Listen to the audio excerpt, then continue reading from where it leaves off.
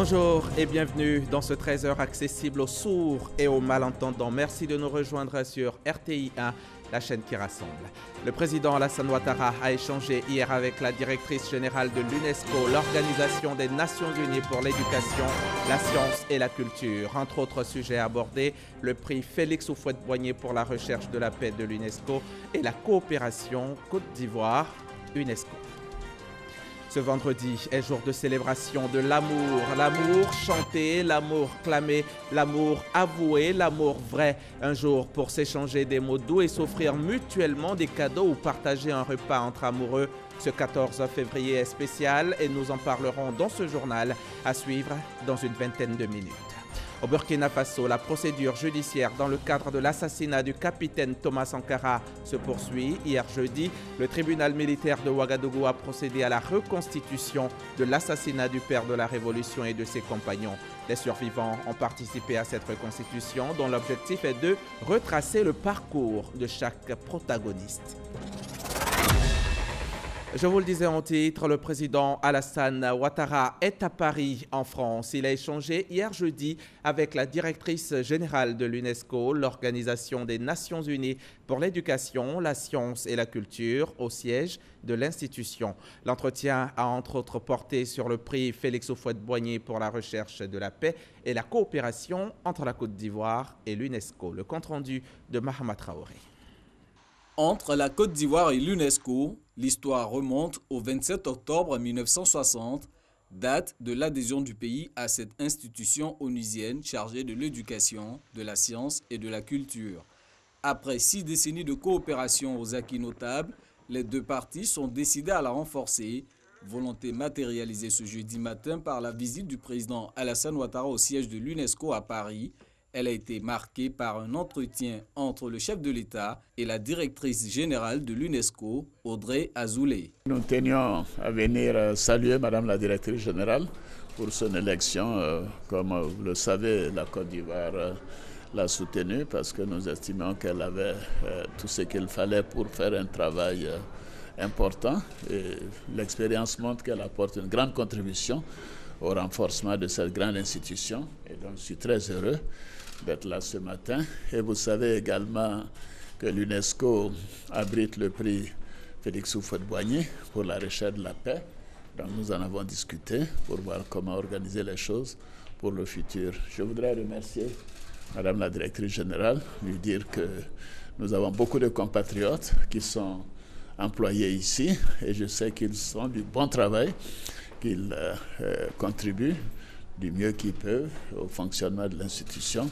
Ces dernières années, l'UNESCO a financé et mis en œuvre 23 projets en Côte d'Ivoire, des projets axés sur l'alphabétisation, l'autonomisation des jeunes et des femmes, la liberté d'expression des médias. Sont également inscrits au patrimoine mondial de l'UNESCO, la ville historique de Grand Bassam et les parcs nationaux de Taï et de la Comoé.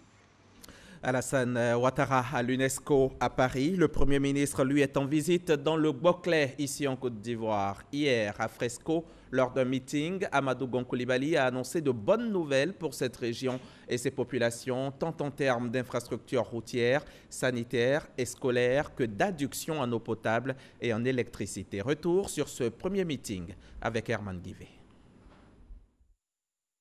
Si la ville de Fresco n'est pas avare en brise de mer, elle a démontré qu'elle sait recevoir ses hôtes de marque. En visite de travail dans le Boclé, Amadou Gon Coulibaly, le Premier ministre, prend un bain de foule. Des populations de Fresco venues écouter le chef du gouvernement et entendre les bonnes nouvelles dont il est porteur. De bonnes nouvelles précédées d'actions concrètes dont la remise symbolique de chèques aux jeunes pour financer leurs projets. Ceux-ci s'inscrivant dans le cadre de l'opération Agir pour les jeunes. Monsieur le Premier ministre, nos populations sont confrontées à la question de la desserte en eau potable et pourtant, nous sommes entourés totalement de lagunes. Le château en service en ce moment ne couvre plus les besoins de la ville, si bien que nous assistons impuissamment à ce triste spectacle qui fait réveiller toute la ville en pleine nuit à la recherche de l'eau. Cette situation est la principale doléance de toute la population de Fresco que je porte à votre attention. Une occasion à saisir pour les élus et porte-parole des populations pour faire le lit de quelques doléances. Direction de Dacioko en sous-préfecture. Un débarcadère à fresco, un marché central à fresco, un commissariat de police à fresco, un centre de formation professionnelle à fresco, la réhabilitation du lycée de Fresco, la construction de 2 brigades de gendarmerie à Gbagbam et à Daïri, l'amélioration des plateaux techniques médicaux de Dacieko, Fresco, Gbagbam et Daïri. Les populations du département de Fresco rassurent de leur loyauté et de leur fidélité au président de la République et à vous, Monsieur le Premier ministre. Le Premier ministre Amadou Koulibaly a fait l'annonce du démarrage de grands travaux dans la région du Boclé, pour le bonheur des populations. Ici, dans la région du Boclé, et tout particulièrement dans le département de Fresco, en matière donc d'infrastructures routières, les travaux de reprofilage de routes en terre ont déjà concerné, pour la période 2015-2017, plus de 350 km de route. La troisième phase de ce programme concernera, au cours donc de 2020, 408 km dans cette région, afin de faciliter l'écoulement des produits agricoles et le déplacement des populations. En matière d'adduction d'eau, je dois dire que la région a quand même bénéficié de 248 pompes à motricité humaine, d'infrastructures d'hydraulique villageoise améliorées. Cependant, après avoir écouté les chefs traditionnels et le porte-parole des populations, j'ai le plaisir de vous annoncer, chers chefs traditionnels et chères populations, que d'importants investissements d'un montant de 10 milliards de francs CFA sont prévus dans cette région. Et pour le département de Fresco, notamment les sous-préfectures de Daïri, Fresco et Gbagbam, ce sont 45 nouveaux systèmes d'hydraulique villageoise qui seront réalisés, 4 nouveaux systèmes d'hydraulique villageoise améliorés et 50 km de linéaires qui seront construits dans le cadre de travaux d'extension hydraulique urbaine. Et j'ai le plaisir de vous annoncer, pour ce qui concerne Fresco également, que nous avons signé avec un groupe qui s'appelle Mitreli et que le deuxième château d'eau de Fresco sera bien et bien construit. En matière donc d'électricité, les investissements engagés dans la région sur la période 2012-2019 se sont élevés à 4 milliards 900 millions de francs CFA. Mais le plus important est de vous dire que d'ici la fin de l'année 2020, les 12 dernières localités du département de Fresco seront toutes électrifiées, ce qui portera le taux de couverture en matière d'électricité à Fresco à 100%. Dans le secteur de l'éducation et de la formation, il est prévu la réalisation de 8 collèges sur la période 2020-2023. Nous avons noté la doléance particulière en ce qui concerne le lycée de Fresco. Je prends ici l'engagement d'en parler avec Madame le ministre de l'Éducation nationale pour que dans le cadre de tous ces programmes, nous puissions les restructurer pour que la priorité soit accordée au lycée de Fresco. Amadou Koulibaly a également véhiculé un message de paix aux populations à l'orée des élections de 2020. Je sais que je peux compter sur vous, chers parents de Fresco, pour être partout des messagers de paix et des acteurs dévoués au développement de votre région et partant de la Côte d'Ivoire. Merci à chacune et à chacun pour ce bel hommage au président de la République, à qui je rendrai fidèlement compte de votre engagement.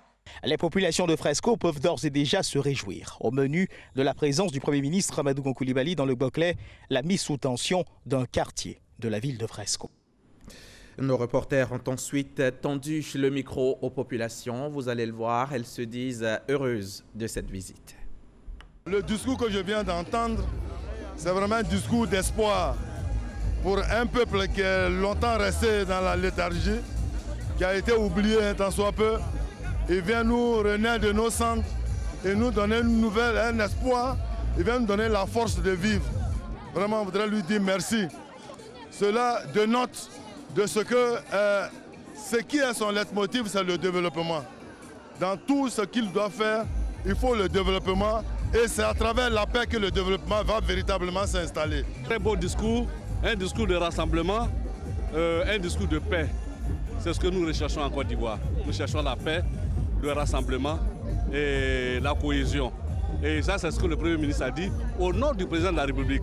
Nous sommes en joie. Ce matin, nous venons d'écouter un discours d'espoir. Et nous savions que, oui, lorsque le Premier ministre Gon Coulibaly se déplace, c'est le président Alassane Ouattara qu'on appelle solution qui se déplace. Et effectivement, nous avons eu, oui, effectivement, les signes. Et c'est pourquoi nous voulons dire merci au président de la République. Merci au Premier ministre Gon Coulibaly, parce qu'il vient de délivrer le peuple gaudier. Le peuple gaudier qui a toujours cru, oui, au pouvoir Alassane Ouattara. Le peuple, vous avez vu la démonstration de force de cette mobilisation. C'est pour dire que, au-delà de ce que les gens peuvent penser, Fresco reste foncièrement attaché. Le Boglé reste forcément attaché à Alassane Ouattara. Le reste forcément attaché, oui, à Gon Coulibaly. Son discours est un discours qui rassemble. Parce qu'à l'entendre, vu ce qu'il va créer, ce qu'il va faire, les écoles, l'adduction d'eau, tout ce qu'il a proposé, vraiment si cela est réalisé, vraiment je lui tire le chapeau. Voilà. Par l'ensemble de nos reporters mobilisés pour cette visite dans la région. Après ce meeting, comme pour joindre l'acte au mot, Amadou Gon Coulibaly a procédé au lancement des travaux d'extension de l'électricité dans quelques quartiers de la ville et de la localité de Zakariko. Les précisions d'Alexis Ouedraogo.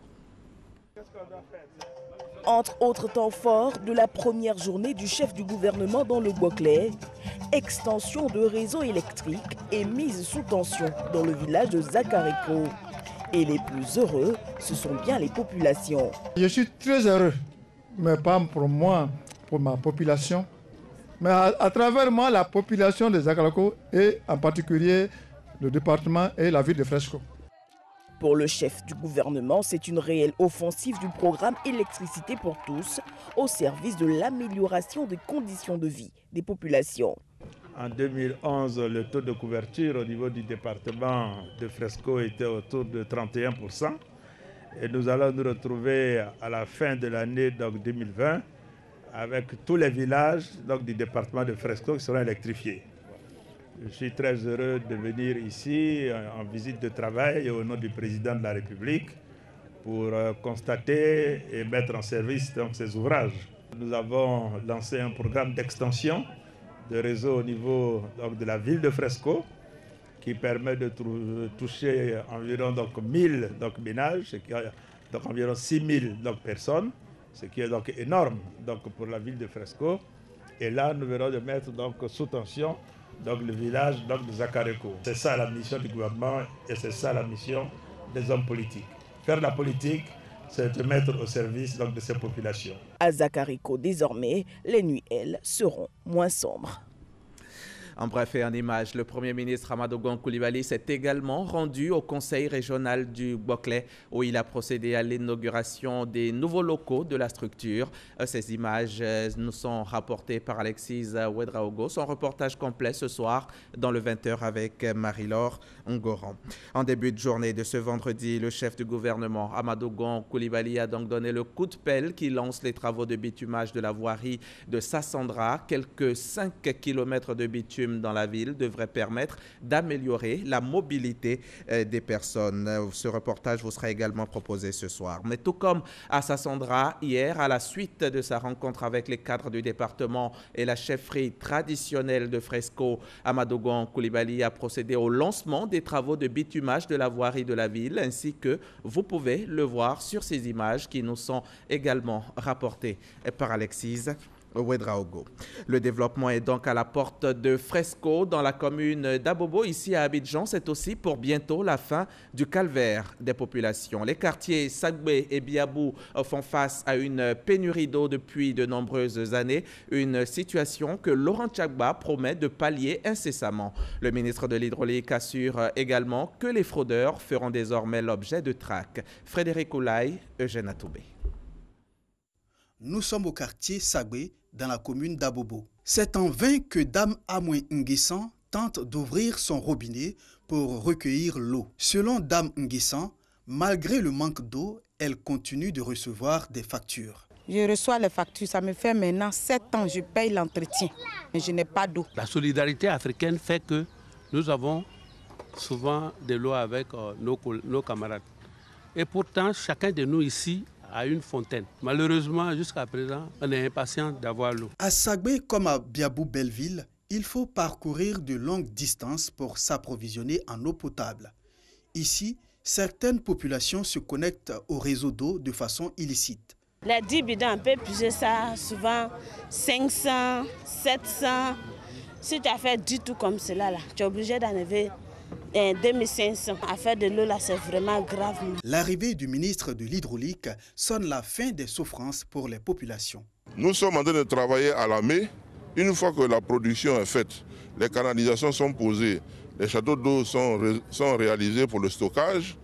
Une fois que le réseau est distribué dans les quartiers, le problème d'eau sera terminé. Tout en rassurant les populations, Laurent Tchagba a annoncé des mesures de répression contre les fraudeurs. Oui, les sanctions qui sont prévues dans la loi, c'est que la personne qui est prise sur le fait de la fraude court un emprisonnement, l'amende allant de 500 000 francs à 3 millions de francs. Selon le ministre de l'Hydraulique, les travaux d'extension du réseau pour les zones inaccessibles démarreront dès le 1er mars pour prendre fin en septembre prochain.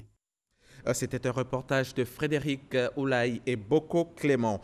C'était la fête cette semaine à Port-Bouët. Les lauréates des examens de fin de formation dans les IFEF, les instituts de formation et d'éducation féminine ont chanté, mangé et dansé. Elles sont un peu moins de 500 et la ministre de la Femme, de la Famille et de l'Enfant qui avait à ses côtés la secrétaire d'État chargée de l'autonomisation des femmes était présente. Ramata Libakayoko a tenu à célébrer ces femmes. Reportage Stéphane Loboué dans un récit de Jeanne Toubé.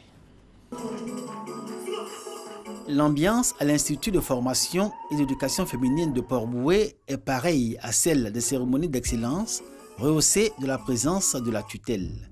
Elles sont au total 486 auditrices des instituts de formation et d'éducation féminine parmi 600 candidates à la session de juin 2019 à réussir leur examen de fin d'année. Et pour leur courage et leur volonté à être des actrices participant au développement socio-économique de la Côte d'Ivoire, le mérite des auditrices des IFEF a été relevé par la ministre Li Ramata Bakayoko, autant que celui de leurs encadreurs, enseignants, coordonnateurs et directeurs régionaux qui ont reçu leurs directives pour l'année 2020. Les IFEF vont opérer leur mue et ouvrir aux auditrices de nouvelles perspectives pour leur insertion dans les tissus socio-économiques. Le ministère de la Femme, de la Famille et de l'Enfant s'attelle à entreprendre une réforme des IFEF durant cette année académique 2019-2020. L'objectif est de faire de ces structures de formation de la femme des véritables écoles de la seconde chance, ayant pour vocation de donner à la fois l'instruction et des compétences aux jeunes filles et aux femmes pour leur permettre de s'insérer dans le tissu socio-économique et de devenir donc autonomes. Passé l'euphorie de la fête, les ex-auditrices des IFEF réfléchissent à leur insertion socio-économique. La ministre Li Ramata Bakayoko les a exhortées à souscrire aux divers fonds mis à la disposition des femmes de Côte d'Ivoire dans la perspective de leur autonomisation.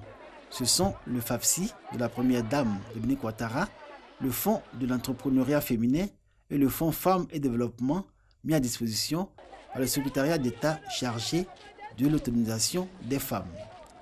Les auditeurs de la 19e promotion du programme en gestion de la politique économique sont également en fin de formation. Ils sont originaires de 5 pays et ils ont reçu hier leur diplôme de fin de formation à l'université Félix Houphouët-Boigny d'Abidjan en présence de Nialé Kaba, la ministre du Plan et du Développement, et de nos reporters Nadia Eidja et Jean-Luc Bangbo. Ces 38 auditeurs issus de la Côte d'Ivoire, du Togo, du Burkina Faso, du Cameroun, de la Guinée et du Bénin viennent de recevoir le Master des hautes études en gestion de la politique économique, GPE. Le couronnement de 12 mois de dur labeur pour ces cadres qui ont dû allier travail et études pour la plupart. Fiers de cette formation qui nous donne les atouts importants pour notre vie professionnelle. Fiers du magnifique défi que nous avons relevé et gagné et qui se matérialise aujourd'hui par ce diplôme de master. Je voudrais relever en toute humilité la grande diversité qui caractérise cette promotion au niveau de sa composition. Elle est en effet composée de statisticiens, d'économistes gestionnaires, d'économètres et des spécialistes en droit des affaires. Avec 32 mentions bien sur les 38 diplômes décernés, cette 19e promotion se classe comme une des meilleures de cette formation GPE Abidjan. Désormais outillés, ils pourront contribuer efficacement à l'élaboration de politiques économiques pour le développement de leur pays et partant de l'Afrique.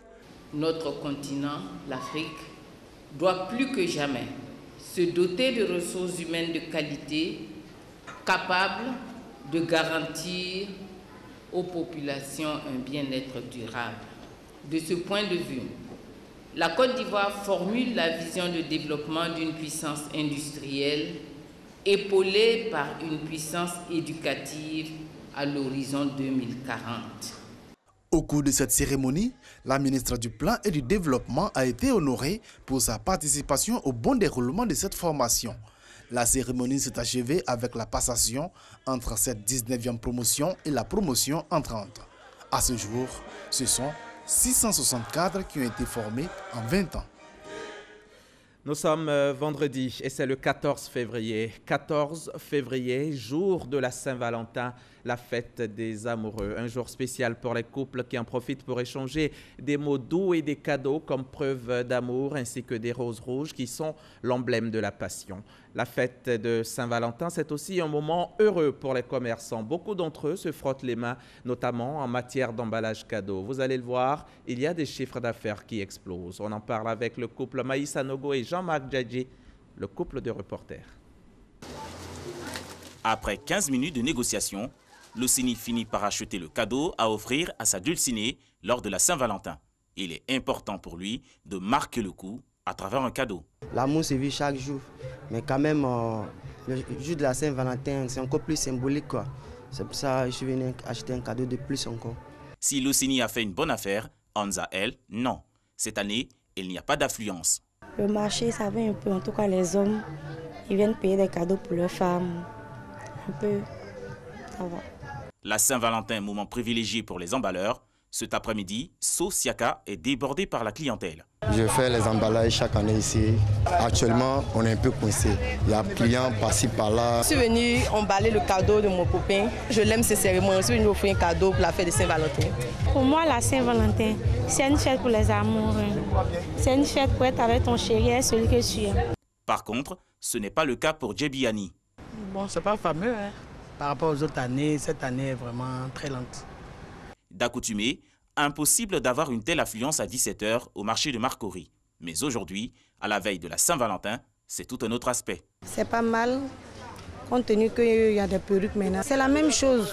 Si on avait 10 têtes, une cliente peut venir et des clients peuvent payer perruque, peut entrer au moins 10 perruques peuvent sortir en un jour. Ça revient au même. Il n'y a pas de différence. Edwige et Karidiatou, après une longue file d'attente, sont heureuses de se faire coiffer au grand bonheur de leur époux. Je suis me rendre belle pour mon époux, voilà, pour le séduire. C'est pas tout le temps que voilà, on séduit notre mari, donc du coup voilà, c'est une fête exceptionnelle. Donc du coup j'ai voulu faire une surprise aux fêtes. Comme on dit, c'est la fête de l'amour, donc j'ai préféré métisser en couleur de l'amour pour faire plaisir à mon homme et tout. Changement de décor, commune du Plateau. Ici, le constat est tout autre.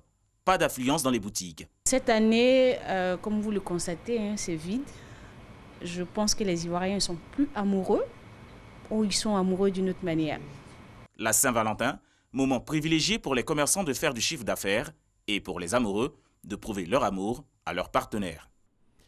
Les préparatifs de la Saint-Valentin vus par Maï Sanogo et Jean-Marc Djadji. Vous le savez peut-être, depuis le 31 janvier dernier, l'Union européenne, ce n'est plus 28 pays, mais 27. Le Royaume-Uni s'en est allé, il a quitté l'UE. On parle de Brexit. Le pays doit désormais s'atteler à rebâtir des relations avec les autres membres. Quelle nouvelle perspective pour le Royaume-Uni? En quoi va réellement consister cette nouvelle situation? Voici les éclairage d'Herman Guivet du service politique de la rédaction.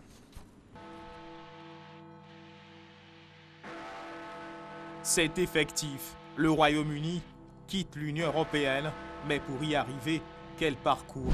Le Brexit est une abréviation de British Exit, traduction sortie du Royaume-Uni de l'Union européenne. Pour la petite histoire, tout commence en janvier 2013.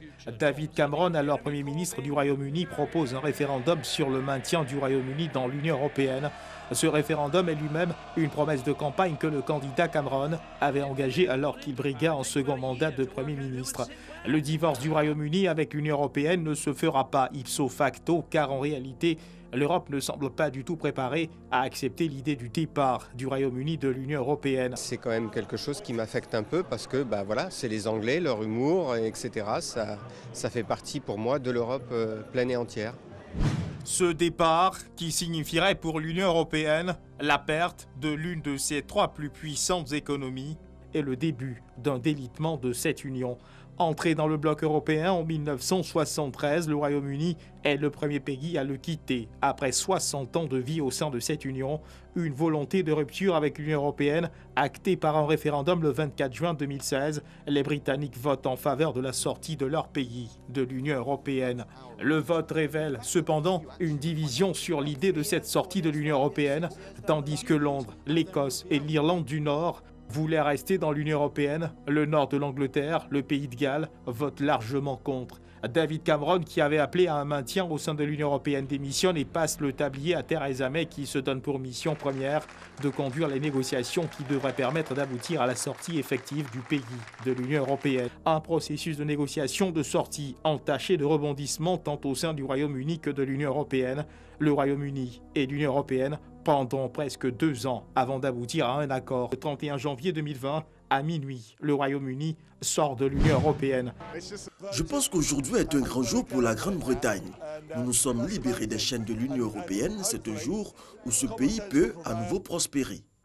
C'est juste un sentiment de tristesse écrasant. Je veux dire que oui, je suis déçu dans une certaine mesure parce que je suis pro-Union européenne. Au lendemain de la sortie du Royaume-Uni de l'Union européenne, le négociateur en chef de l'Union européenne pour le Brexit, Michel Barnier, affirme que l'Union est prête à faire certaines concessions au Royaume-Uni sur le plan commercial. Nous sommes prêts à offrir un accord commercial très ambitieux comme pilier central de ce partenariat avec notamment aucun tarif douanier et aucun quota sur tous les biens entrants. Cet accord constituera le pilier central du partenariat avec Londres et vise notamment à éliminer tous les droits de douane et tous les quotas sur les liens échangés avec le continent. Se prononçant sur sa vision de la désormais future relation de son pays avec les 27 États membres de l'Union européenne après le Brexit, le Premier ministre britannique Boris Johnson assure que le Royaume-Uni ne mènera aucune concurrence déloyale à l'Union européenne sur le plan commercial, économique et environnemental. Il rejette cependant tout aliment sur les règles de l'Union européenne en matière de libre-échange.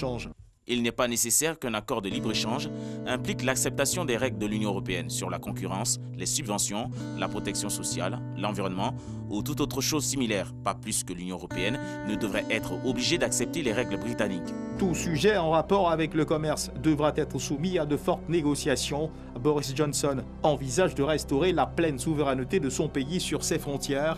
L'immigration, la concurrence, les règles encadrant les subventions, les approvisionnements, la protection des données. Le Royaume-Uni continuera d'observer les règles de l'Union européenne pour ce qui concerne les traités déjà envisagés avec ses partenaires sur une période de transition qui court jusqu'au 31 décembre 2020. Passé cette date, des réformes sérieuses seront engagées. Pour ce qui concerne la Côte d'Ivoire, les traités engagés concernent les APE, les accords de partenariat économique commerciaux. Les partenaires africains ne devraient pas avoir de crainte à ce sujet. Fin d'un marathon qui aura duré presque 4 ans. Le Brexit ou le nouveau départ du Royaume-Uni, un reportage RTI1 à revoir sur tous nos réseaux sociaux. Le reste de l'actualité nous amène au Burkina Faso où la procédure judiciaire dans le cadre de l'assassinat du capitaine Thomas Sankara se poursuit. Hier, jeudi, le tribunal militaire de Ouagadougou a procédé à la reconstitution de l'assassinat du père de la Révolution et de ses compagnons. Les survivants, témoins et inculpés ont participé à cette reconstitution. Objectif, retracer le parcours de chaque protagoniste, voir la vraisemblance ou non des différentes versions de certains faits. Avant de nous quitter, je voudrais bien vous rappeler que le chef du gouvernement, le Premier ministre Amadou Gon Coulibaly, est en visite de 72 heures dans le Bouaklé. Le Premier ministre s'est rendu au conseil régional du Bouaklé ce vendredi où il a procédé à l'inauguration des nouveaux locaux de la structure. Vous le voyez en images, des images qui nous sont rapportées par Alexis Ouedraogo. Ce ce soir. Son reportage complet avec Marie-Laure Ngoran. C'est ici que l'on s'arrête pour aujourd'hui. Merci de nous avoir suivis. Ce 13h est à revoir sur notre application RTI Mobile et sur rti.ci. Bon vendredi chez vous. Très bonne fête de Saint-Valentin à tous les amoureux qui nous suivent et vive l'amour.